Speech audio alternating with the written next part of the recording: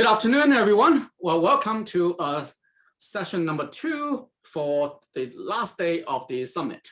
So I just want to remind everyone that after this session, we have another one, and the other one is starting at 3 p.m. This afternoon and Eastern time, and it's the networking session. And we also will be doing some announcement of the new degree programs at the beginning as well. So make sure that you join the other sessions so that you can meet the speakers and mingles with the attendees and so forth. And so now this session is focused on the 4-stage design process for AI products with an emphasis on vulnerabilities.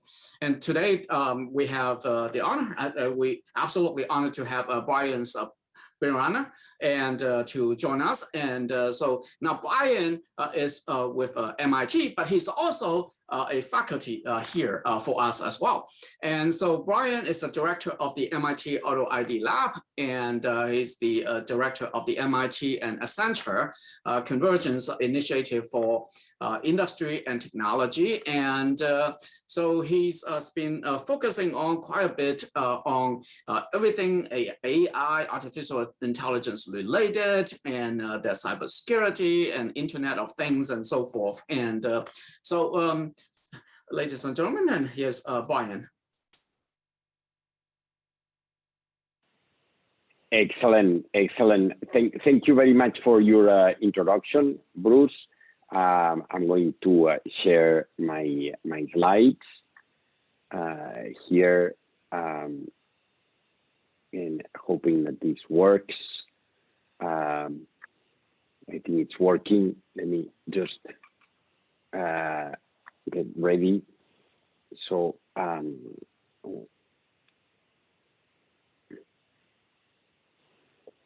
okay, so I understand you are seeing the slides. So in the next 30 to 40 minutes, I'll try to give you an overview of 4 stages that are involved in the design of an AI product, and I'll cover some of the vulnerabilities associated with each of them, because that's one of the things that Bruce asked me to focus on.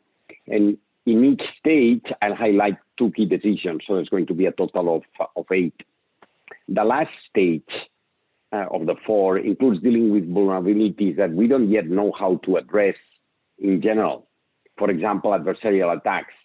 We know that a very big class of AI algorithms, really all of deep learning, is vulnerable to these attacks, and we don't yet have a good way to address them. The last piece of the talk will cover this 4th stage in more detail than the rest because of this.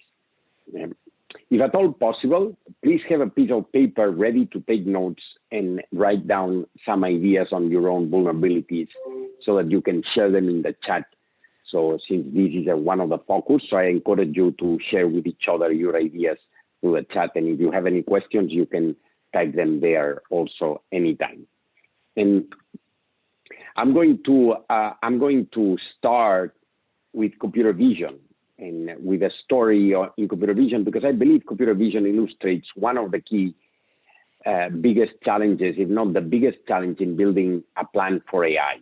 And that is to clearly spell out what are the target intelligence performance metrics that we want to implement with artificial intelligence.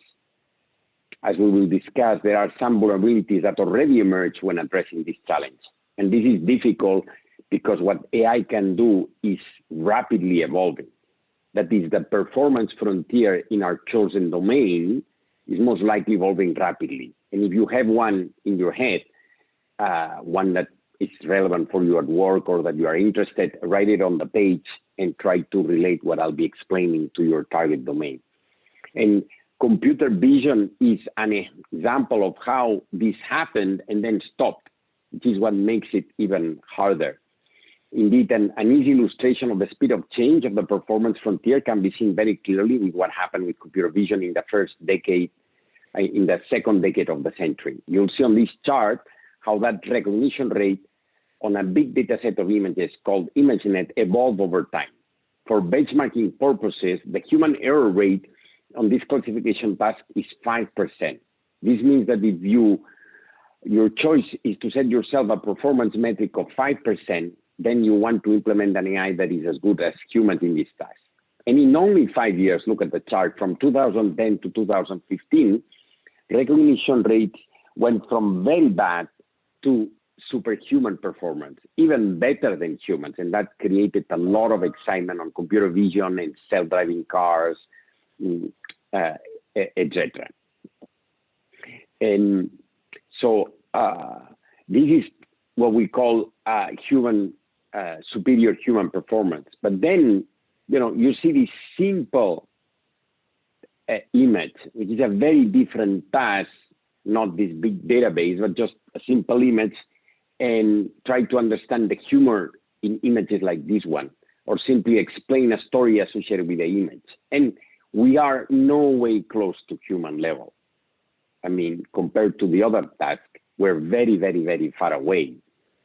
And so, in addition to these performance metrics, a second and related choice is to spell out what is the scope of this superior behavior. Is it on that database? Is it on images like the Obama case? So, so here, if we look at self-driving cars, then at one point they thought they could create self-driving cars that would be better than humans, and that could be your idea. When, self-driving cars that are better than humans, we're extremely far away from that because of unique cases that are a bit related to understanding what's going on as a human, which machines cannot do. So in the case of self-driving cars, this classification task may give us a hint that it is possible to locate all traffic signals in the road just with computer vision. And in fact, these performance levels achieved beyond 2015 are consistent with the rapid advancements of self-driving cars. But there may be unforeseen challenges between existing benchmarks and what we're trying to achieve in our target domain. However, there are a number of differences between the ImageNet classification task and what self-driving cars have to do, such as the fact that self-driving cars process video sequences and not static images, or the fact that some traffic signals may be hidden, or the error rate that may be tolerated. So in this first stage, the more precise you can be on what is important that the artificial intelligence does, the better. But it's okay to not be extremely specific until you've gone through the next stages at least once, especially if this is the first time you're thinking about it. In some cases, they even choose to restrict what self-driving option is implemented. Instead of traffic signals, you may choose to focus on finding pedestrians, which is the example on the image, or bicycles.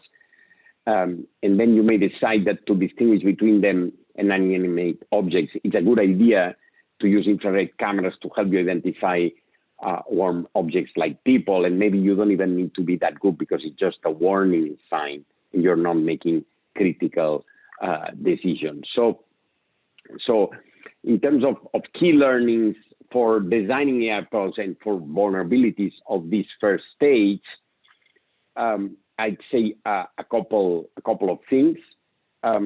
The first one is the performance metrics choice. Understand how the performance frontier may be evolving in our chosen domain or your target task, so we can set targets for the AI design. So let's think about artificial intelligence without the artificial. What's the intelligence that you are trying to implement? And second, the scope challenge. Understand what is the scope. Is it the ImageNet? Is it pedestrians on the street? And within that, what's the performance metric? So in a way, what is the intelligence we need in our application? So in terms of vulnerabilities of this first stage, I recommend that you type them on the chat. But here you have a couple of examples. One is a distracted driver syndrome. You may come up with performance metrics that look very good, like, to drive on the highway very well. But then you may forget that when you do this, you may want to have a driver just in case, and some cars allow you to be driving alone on a highway, but they force you to be alert. And so you have to have your hands in the steering wheel or something. And there were some mistakes at the beginning because the AI didn't think that the performance had to include the humans. So it was not just about following a lane, but it was following a lane while the human is alert. Because if the human is not alert, you want to ring, you want to do something big because you know that your system is not perfect. And in terms of scoping, another example and big lesson from self-driving cars is what I call white track, because that's one of the first big mistakes of AI algorithms in self-driving cars, that they were not trained on white tracks crossing, and there was one that got stuck, and this car came through and just hit the white car because it didn't distinguish it. It was on a sunset, and it was very difficult. No one had thought about that example. So coming up with what are the examples and what is really that frontier that you're working on is extremely important. So now, let's now move to the second stage, and I'm going to use a different example, the field of natural language. I'll try and cover a few examples from AI. So in the field of natural language, we've seen a lot of progress, and some basic tasks, such as what's called name entity recognition or positional tagging, are practically solved, and we're reaching human level performance and better. There is excellent progress also in more elaborate tasks, such as sentiment analysis, coreference resolution, that's identifying expressions referring to a given entity in a text, word sense disambiguation, and parsing. The combination of all of this progress has made things like machine translation progress immensely, as can be seen in the next diagram here. On the vertical axis here, you have a number from 0 to 60, 60 being superhuman performance, like being a very good translator. And you have here different languages, and you can see how it evolved, and that's Google Translation, and how it slowly is reaching human level performance. So that's pretty amazing. It's a bit like the ImageNet example, but applied to translation. But again, the same thing with the Obama picture applies here. And story understanding or longitudinal conversations are still very difficult. Having a continuous dialogue, including Q&A, as a 5-year-old would do, it's still very difficult. And so the state of the art in NLP, includes advances such as transformers, which can have very general purpose applications. As an example of this is GPT-3, which was trained with all of the written text available. Let me repeat this. Think about it. You take all of the written text available in English, and you train a neural network. It became the largest model in terms of parameters, with over 15 billion of them, more than humans in the planet, requiring over, just in electricity, they spend $5 million to power the GPUs that were used to train the model. And in the picture, you can see how it completes a phrase related to completing a shopping list. And what's amazing, Bruce and all of you, about this model now owned by Microsoft, is that if instead of these words, you write, "This is the agenda of our board meeting," it will complete a full board meeting agenda. And one test I did with the algorithm is I said, well, like my next Harvard Extension school class, I'm just going to do it here. And I said, this is the syllabus of Harvard Extension class focused on artificial intelligence that will meet Monday, Wednesdays, and Fridays. And it completed everything, including, the full syllabus, when the classes were organized, the policy for grading, the term paper, and every time you run it, it generates something different. So it's sort of like these systems that create faces that you've never seen. This creates courses that you've never seen, which is, I think, pretty amazing, And so in terms of key learnings, I think this NLP example tells us about stage 2 in planning AI, which relates to finding a business process that AI can do. And there are 2 key levels to address. One is the strategic one that involves So that's the first of the two decisions in this stage that involves deciding how will AI play out in our long-term sustainable advantage. And the operational one that is specifying the business process where AI will intervene and setting performance targets for such process. The strategic choice has to do with what is the role that we want AI to play in our design process, which may be things like being a best product player, like Microsoft and Google, or a full customer solution, or to generate network externalities. The first strategy is to be a best product player. In the case of AI, this means having the best technology possible. For example, the best fingerprint recognition software. Anyone interested in applications that can be based on fingerprint recognition will want to use your product if they can afford it. So that's the first one. A second one is a strategy to be a full customer solution player. In the case of AI, this means providing a product that incorporates AI and all the associated features that will make it a useful product. For example, a security and access control solution for buildings that incorporates fingerprint recognition software and other functionalities required by customers, such as logs, intrusion alert mechanisms, connections with the police, 24/7 recovery services, mobile app unlocking, etc. You may not have the best fingerprint AI in the world, but you're offering a service that is useful and the customers will buy, which is sort of like a different strategy. And finally, a third one is network externalities. Here, the focus is on building the largest user base possible in a way that users get more benefits as the size of the database increases. For example, you may focus on building a nationwide database of fingerprints so that police can quickly identify people in criminal scenes. The more municipalities and states that participate, the more likely it is that the database is useful. And you may need AI for fingerprint recognition, but you don't need to have the best one. What's important is that you have the best system and the best collaboration of entities.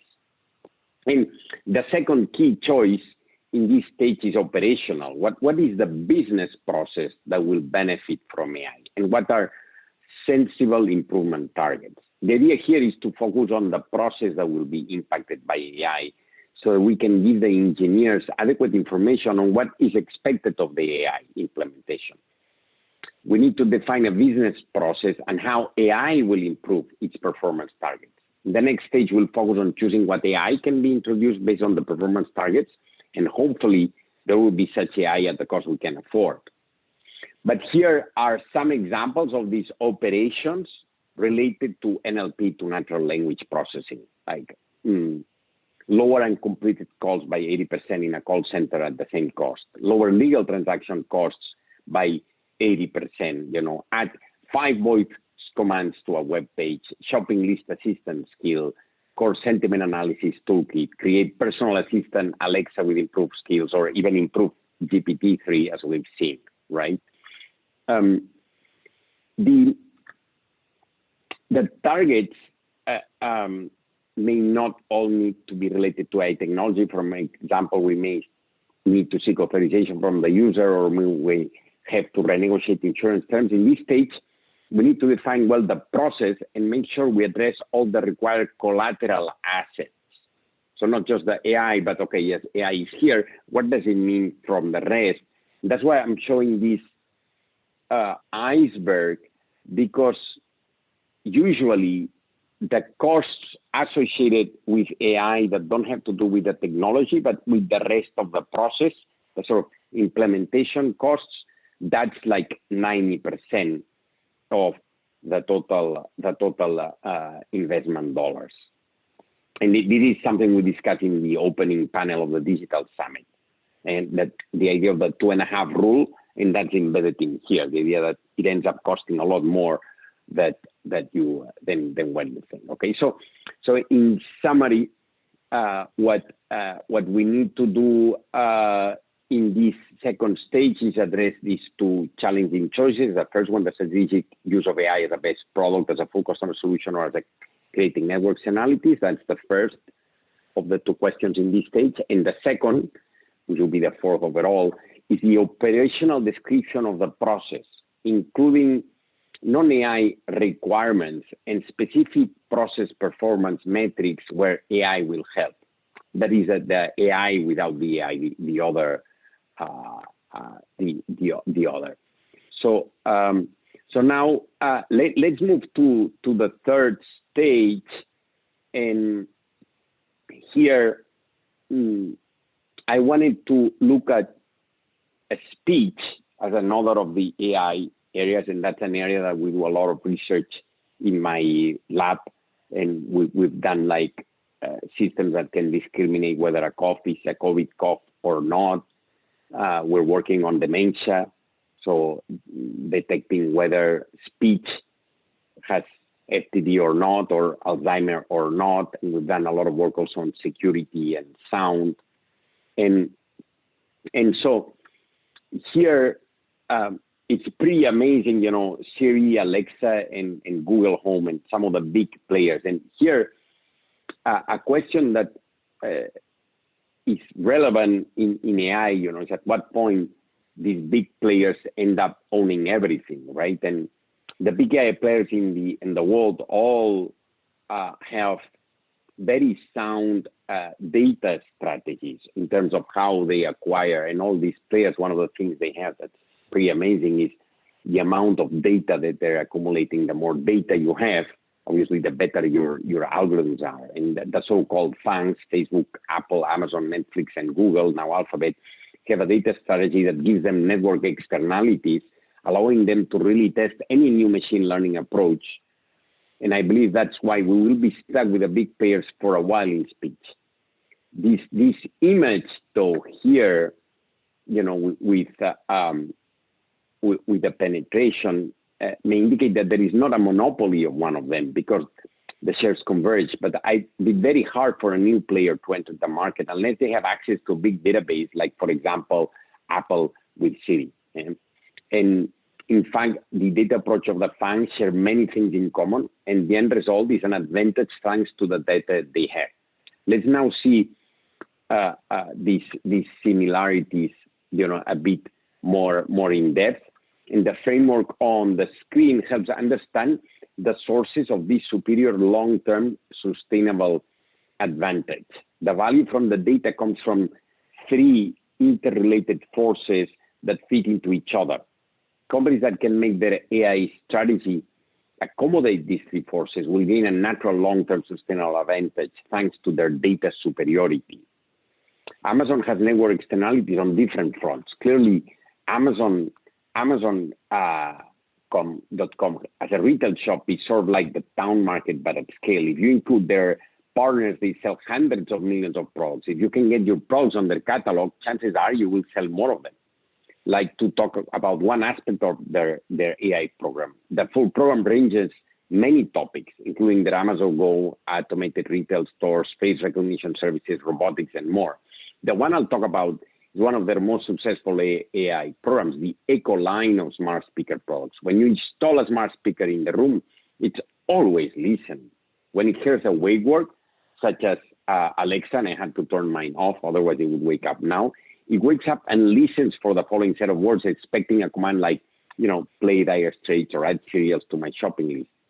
Some of their products have cameras too. In terms of getting data from AI, it's hard to think of a better setup, right? Something that's always getting data. The device has some network externalities, but not as much as other products. The reason is because from the user's point of view, the number of users does not matter much. The one service that requires a network is a drop-in where you can talk using two smart speakers, but it's not a very popular one because you can do the same thing with your phone. This lack of network externalities from the point of view of the user is what explains, in my opinion, that Google was able to catch up in part, at least in terms of market share, as you could see on the previous chart. And the second decision, so the first decision on AI is data. How are you going to get the data for your algorithms? The second decision is a technology. What is the AI technique you're going to use? And there are thousands of them. And here you see a partial taxonomy of machine learning, and that's why you probably want to come to the extension school, or one of the reasons. and I know Bruce is thinking very hard about how to improve the offering, because there are many different techniques, and if you pick one or another, it can have a significant impact. So that's one decision in this third stage is data, and the other one is this technology, you know. And so I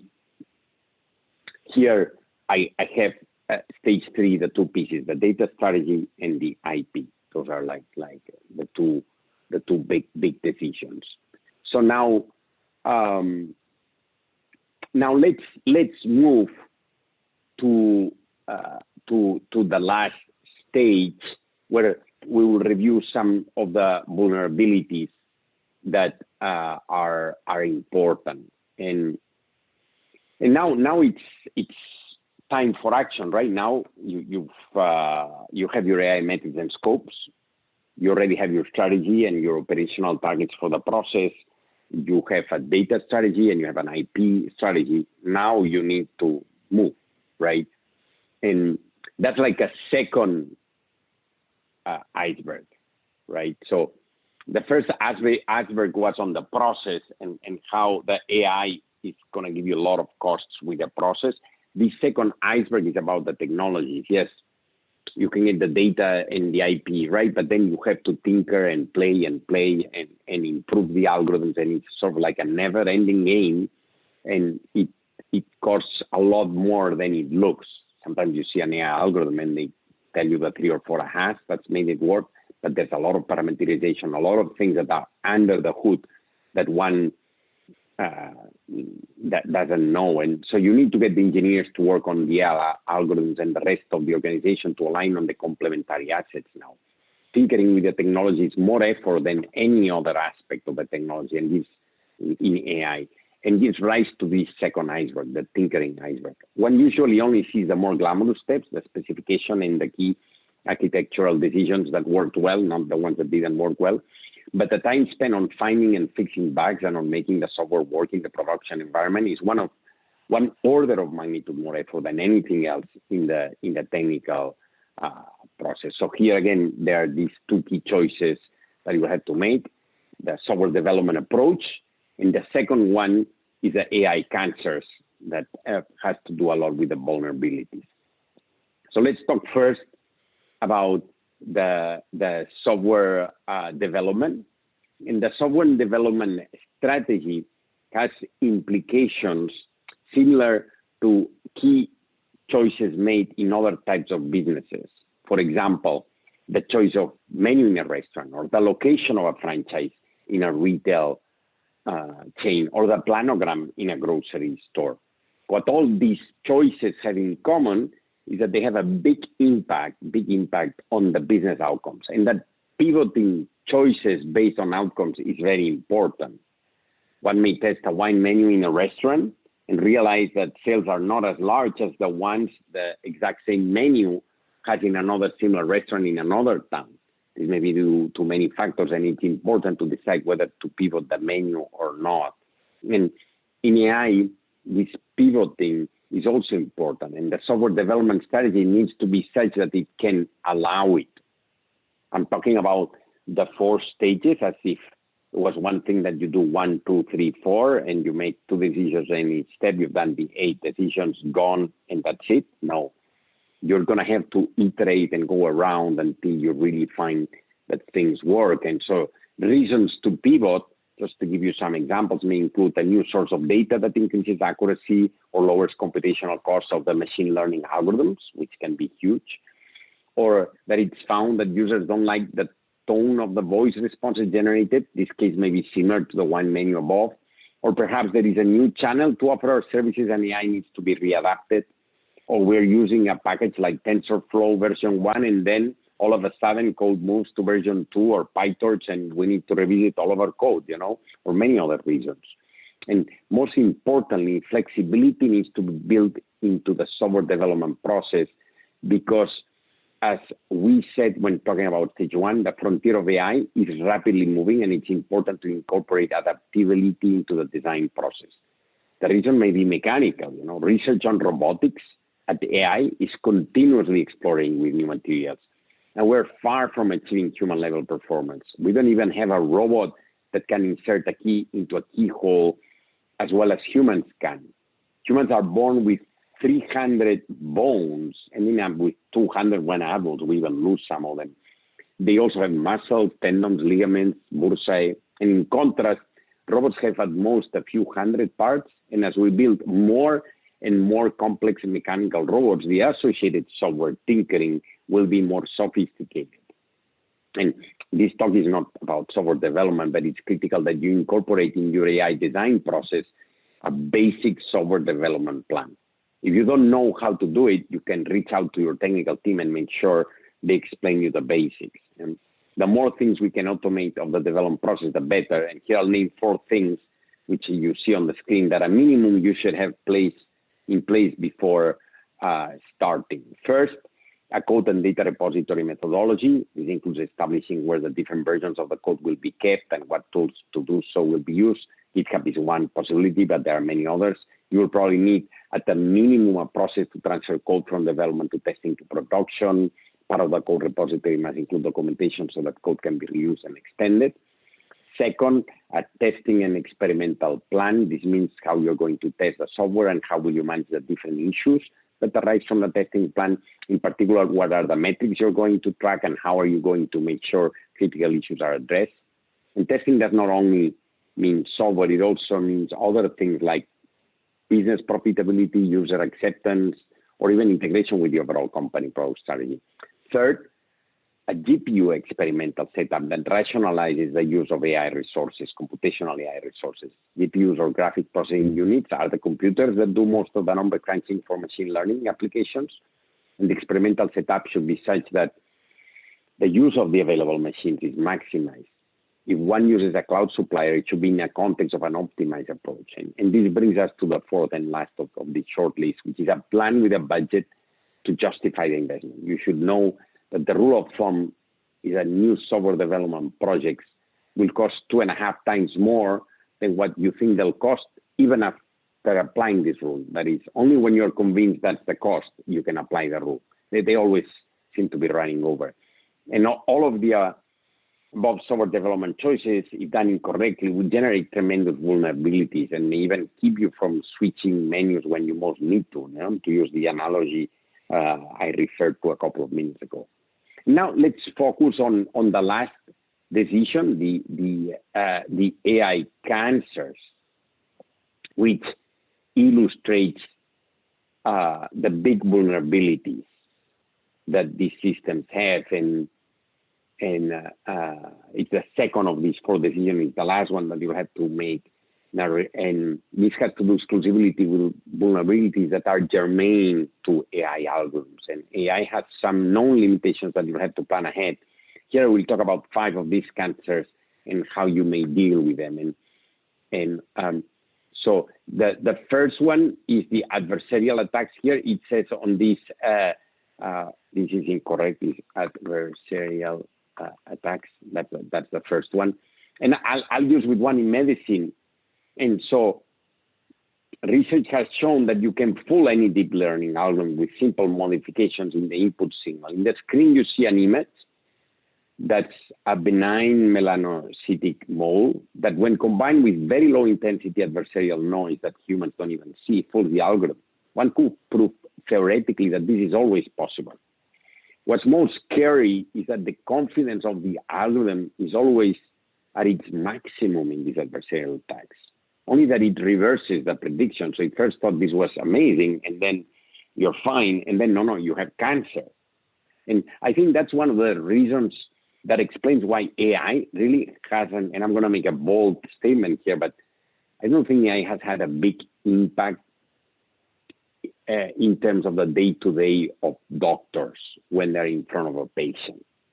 And that's one of the reasons why, because these adversarial attacks makes it extremely difficult for the algorithms to be reliable. Sometimes just a rotation of a certain angle is enough to fool the algorithm. It may work for 99% of the rotation, but if you just rotate it right, then it doesn't work, And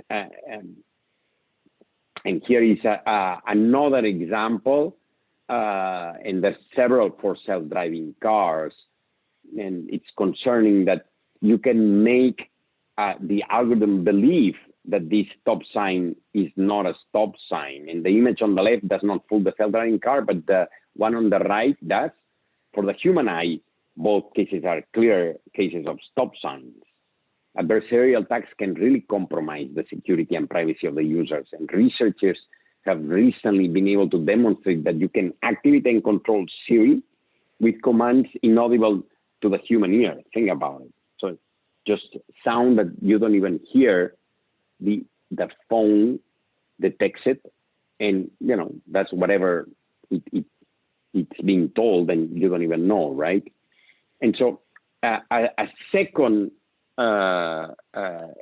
reason is lack of generalization. Okay, and here's another example. In many cases, AI doesn't generalize properly, and you don't really know why or where. So it comes as a surprise. And this happens, for example, with NLP and translation accuracy. When going from language A to language B, does not help with going from A to C. However, A to B and A to C helps B to C to a certain extent. In general, whether a machine learning algorithm will generalize or not is very hard to predict. And it's very surprising that Google, even having those 100 languages, still grew only gradually as they are adding more languages. And the lack of generalization may be to an expected set of sort of important users. You may test an AI product, and when you're about to release it, the performance is not good enough because of some of the paying customers are not in a training set. For example, face recognition algorithms run by Microsoft Azure or by Amazon Web Services have tens of millions of faces, yet they underperform with certain face colors and makeups because they have not been trained properly on this, and they get fooled. And here the issue is one of balancing data sets, which makes generalization very difficult. If you overtrain on these forgotten skin colors and makeup styles, you may then skew the algorithms in another direction. And a similar cancer is one that we'll cover next, and that's bias. That's machine learning algorithms often have the bias of the data that one uses to train them. For example, GPT-2, a precursor of the GPT-3 I spoke about before, had some fairly worrying biases as shown on the screen. You see on the left the prompt, and on the right is the text that's generated. And this text, in a way, is the average of what humans have written in the English language. So, and it's hard, to take these biases out. We don't really know yet how to do this. And Amazon, for example, had to scrap a recruiting tool because it showed bias towards the previous cohorts of programmers, male in this case, when recruiting engineering talent. And this happened probably because male represent over 75% of the engineering workforce in most of the FANGs. And in fact, in all of the ones that report the number, right? So it's sort of like a self-fulfilling prophecy. And here, you have a bit of an idea of how these systems, the total compute used during training of different algorithms, and you see GPT-3, and it's just a humongous thing. And another cancer is explainability. And one of the big issues with modern deep learning algorithms is that they don't necessarily provide any insight into how they reach a conclusion. For example, if you try to train an algorithm to distinguish wolves from dogs, and all the images from wolves have snow and none of the ones with dogs have snow because they are urban indoor pictures, it may be unclear how the algorithm is reaching such conclusions. Perhaps it is distinguishing the scene backgrounds and not the foregrounds. And there is a clear correlation between the two discrimination tasks, wolf versus dogs and snow versus urban scenes, but no real causality. And in general, if your AI algorithms need to explain how it reached a conclusion, perhaps the learning is not your best choice. And that goes back to healthcare and the problem of using AI in healthcare. And this is another example that the final cancer we discuss is unintended behavior. in one case, a robot in a shopping mall fell down the electric stairs and injured some customers, because it wasn't designed for that. And in another natural language example, a GPT-3 chatbot installed inside a robot, also in a retail environment, when asked by a person if suicide was a good idea, it answered, yes, I think you should do it. It's very difficult to stop this. How are you going to come up with all these training ideas? As another unintended behavior, for example, a third one, the first fatal self-driving car accident involved an Uber driver that was not paying attention, which in fact is probably what people will want to do in these vehicles, right? And Uber probably would have had two drivers in the vehicle because of the extra effort to be attentive and not paying attention for a very long periods of time, right? In a way, it sounds harder to be attentive if you're not driving than if you're driving them. Therefore, here is the whole list of AI cancers, and there may be more. So your final list of decisions needs to consider how you're going to minimize the impact of AI cancers, these 5 plus others that may emerge, and what it all means for all the other stages, and how are you going to include this in the AI process. So then in the final slide, just to summarize, your fourth and final list of decisions in planning for AI needs to consider, how are you going to develop or minimize the impact of AI cancer, sort of like the ones I mentioned, plus many others that may emerge, and your software development strategy. So anyway, thank you very much. Thank you, Bruce, for the invitation. And please reach out if you have any questions or anything, and maybe now we can move to the Q&A session if there are any questions. Yeah, thank you, Brian. Thank you very much for this awesome presentation, and that AI is absolutely becoming more and more important in our everyday lives. And but certainly that I learned quite a bit that you can actually use AI in the design process and so forth, right? So let's open up the forum and for interacting with our audience here. Now, for those of you that would like to ask questions, you can continue to post questions in the Q&A. So at this time, I'm going to ask my colleague, Crystal, to help to facilitate the Q&A.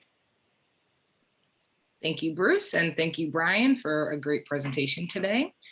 So the first question I have is data gathering the most challenging task to overcome in AI?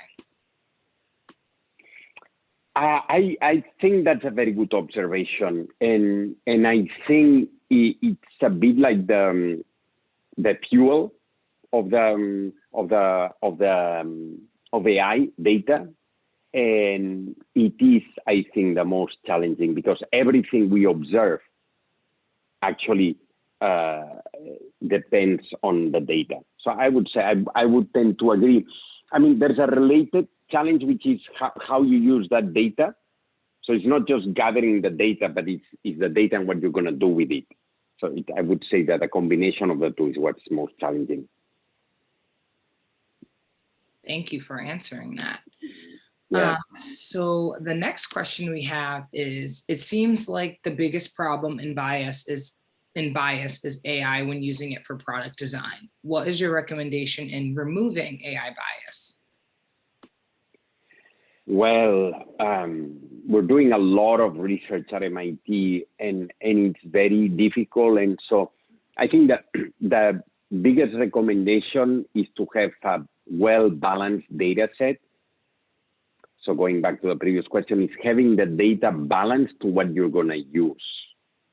In a way, what you feed in is what you're going to get out. So carefully think about your data and how you're going to balance it. And if necessary, throw away 95% of the data. Often that's what happens at the beginning. And so I see a lot of projects, you start with a lot of data, and the ones that do well, they narrow it down until they get something that makes sense, no bias. and then they learn the data they need, and then they go and they grow the data, and it gets better and better and better. So I think that's the key, is balancing the data set. Okay, awesome. The next question we have is, you talk about software development. Can AI write its own code, and what are some of the challenges? So I think that that AI is doing amazing strides at writing code, and it can write snippets and pieces. But the big problem is who's going to test that code. What are the unintended behaviors of that code if no human looks at it? So I think if you're talking about specific, for example, design features, like build a web page where you take a set of web pages and then you create a new web page, which is sort of code, yes. So I think in targeted domains, like with database, to extract relevant information, yes. But genuine code, I think we are a whiles away. Yeah. Thank you. Thank you. The next question I have is, can AI be used for improving aesthetic design? For example, can it improve the UX or UI experience?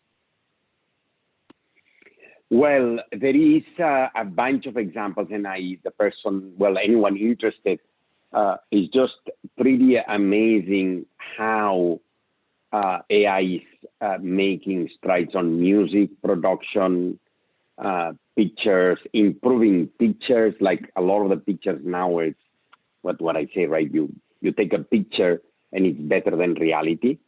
It's sort of nicer, and the touch-up features.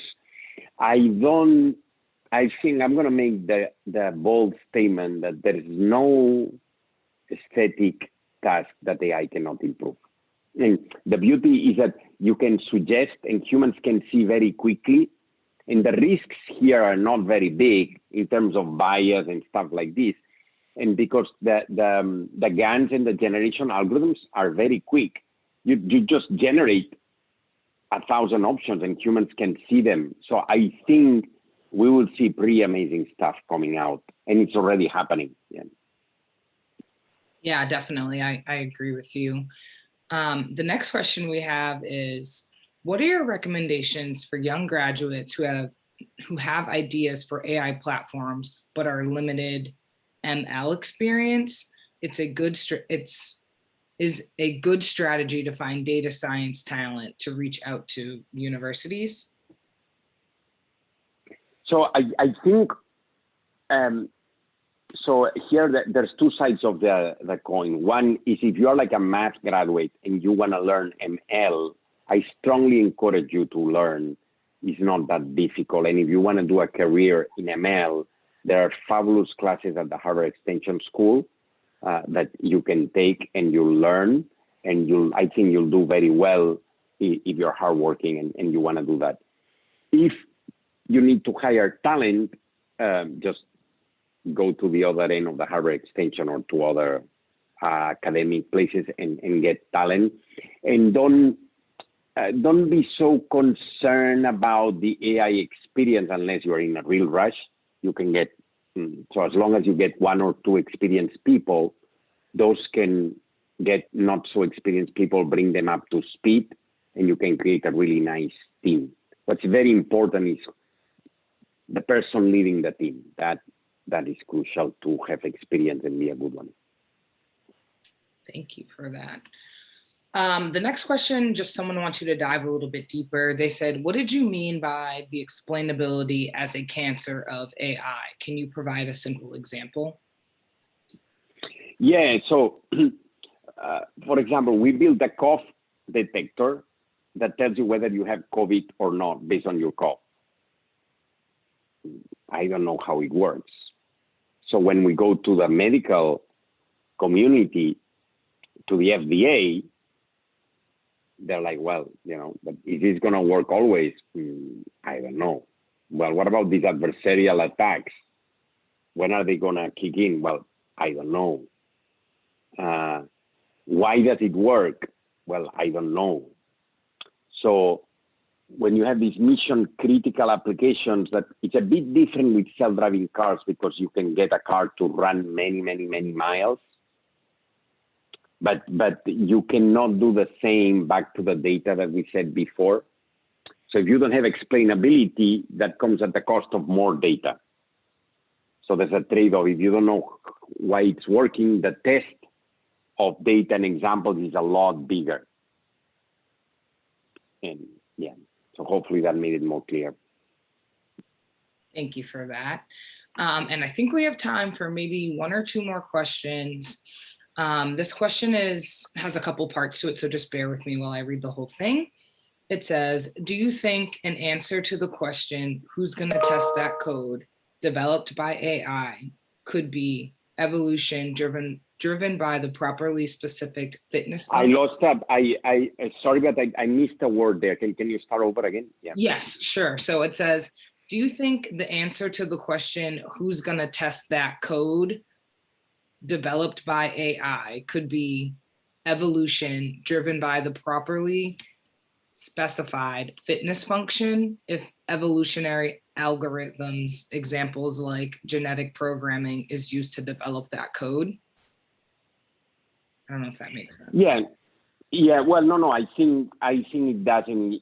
I think it comes to the testing in the software methodology, and so I think in a way that's sort of happening with advertising.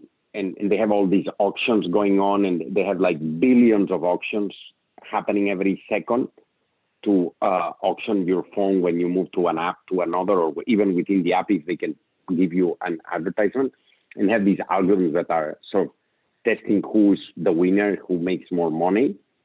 So I think the answer would be yes, but I'm not sure if the domain in which it will be yes, it will be very big, whether it will be just in very sort of statistical oriented domains, constrained. I'm not sure if in a larger domain it will be that way. Thank you for that. The next question I feel like is a loaded question, but it says, what is the future of AI? Yes, I think the future of AI is a very good question, and one that I ask a lot when I go around MIT. And just to give some perspective, I did my PhD in what's called the desert of AI. From the day I began my PhD to the day I ended, we had 0 impact. Think about it. We're like, for those 6 years, we didn't really do anything that made it into something useful. However, right there was the basis for GPUs, and everything we've seen now was invented then. I actually took a class on deep learning during that period, and that had an impact when we had the databases and the computational power. And that created a major revolution, which is what we're seeing. I think I would agree that the general sense on the future of AI is that we need one more revolution. With what we have, it's not enough. We don't know if it's like in the past that it exists, but we haven't figured out if that thing, or whether there needs to be something more. And that revolution, it's something around examples that I've shown, like the Obama picture, understanding that having a conversation, having a self-driving car that's generic, having an AI that's a bit like a 5-year-old, I think that's the future of AI that we are not seeing. And so I think what we're going to see is the pool of AI reaching limits everywhere with what we know, until there's this sort of big transformation that will lift everyone. So that's I think my view, and I think it's a bit of a summary of what I hear from my colleagues. Great answer. I think we can squeeze in one more question. So the last question of the day will be, How can AI be used to match job descriptions that require candidates to learn new technologies with potential candidates? Can AI predict who has motivation to learn? Well, I think that's an excellent topic, and it's one that the Harvard Extension has thought a lot about it, and there was a few workshops on the 60-year curriculum, and the idea is that you're going to be on the workforce for 60 years. How do you help the person? And you can sort of broaden the question to how much are you motivated to learn? Not like A or B, but there may be people that are willing to learn an hour a week, 3 hours a week. People may go through periods in their personal life, they don't have time, and periods where, in their personal life, they have more to do, right? More time to learn. And this gap filtering of what you have and what you can have, there is some work going on in terms of personal assessments and assessing your skills. And I think that's an area where I see there's a lot of research, and I think that's one area where we don't need the AI breakthrough I was talking about in my previous question. I think what we need is to generate the business models and the data sets to learn what you know and what the world needs, and build the AI. So I think this will come, and there's a lot of startups on this space and a lot of research. Not yet anything major, I think, but we'll see it, I think, in the next 10 years, I'm pretty sure. Awesome, Brian. Thank you for answering all those questions. And thank you to everyone who has submitted questions in the Q&A. Sorry we could not get to all of them, but we do appreciate the participation. I'm going to pass it back over to Bruce. Well, thanks, Crystal. And thank you, Brian, again, for this wonderful presentations and answering all the questions. Well, I just want to remind everyone, we have another session coming up, and that's 3 p.m. And that's the session we're going to open up for everybody that to network and to get to know the speakers and to get to know others. And so this is going to be an exciting networking event. We're going to try out the break room, and so we will go over the logistics when we get to the 3 p.m. session. And at the 3 p.m. sessions, and we're going to have a announcement at the beginning, and that will be the announcement of the new degree plan that we are launching this week. So I'll see you at 3 p.m. Eastern time. Thank you, everybody.